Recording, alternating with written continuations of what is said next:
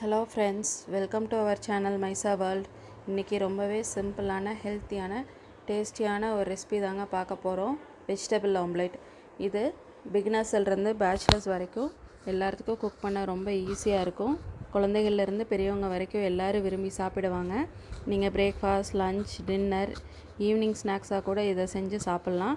இதுக்கு தேவையான பொருட்கள் 4லிருந்து 5 டேபிள் ஸ்பூன் மைதா மாவு, வேக வைத்த ஸ்வீட் கார்ன் 1 கப், நறுக்கிய கேரட் 1 கப், முட்டைக்கோஸ் 1 கப், தேவையான அளவு உப்பு, காரத்திற்கேற்ப மிளகாய்த்தூள், கூடவே ஒரு முட்டை. இப்போது ஒரு மிக்சிங் பவுல் எடுத்து நறுக்கி வச்சுருக்க முட்டைக்கோஸ், கேரட், வேக வைத்த ஸ்வீட் கார்ன், உப்பு, மிளகாய்த்தூள், மைதா மாவு, ஒரு முட்டை எல்லாத்தையும் ஒரு முட்டையும் உடச்சூற்றி எல்லாத்தையும் நல்லா மிக்ஸ் பண்ணி எடுத்துக்கோங்க. இது கூட நம்ம தண்ணி எதுவும் சேர்க்க தேவையில்லை.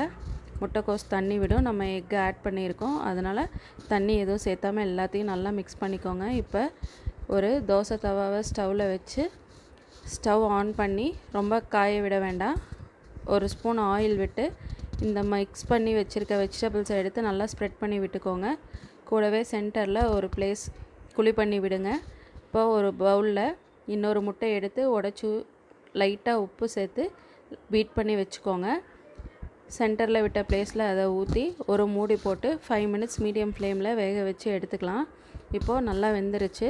அப்படியே திருப்பி போட்டு மறுபடியும் ஒரு 5 மினிட்ஸ் மீடியம் ஃப்ளேம்லேயே மூடி வச்சு வேக வச்சு எடுத்துக்கலாம். அவ்வளோதாங்க. உங்களுக்கு தேவைன்னா நீங்கள் மேலே சாஸ் ஆட் பண்ணி சேர்த்து சாப்பிட்டுக்கலாம். அவ்வளோதான், சிம்பிளான ஹெல்த்தியான ஒரு வெஜிடபிள் ஆம்லேட் ரெடி ஆயிடுச்சு.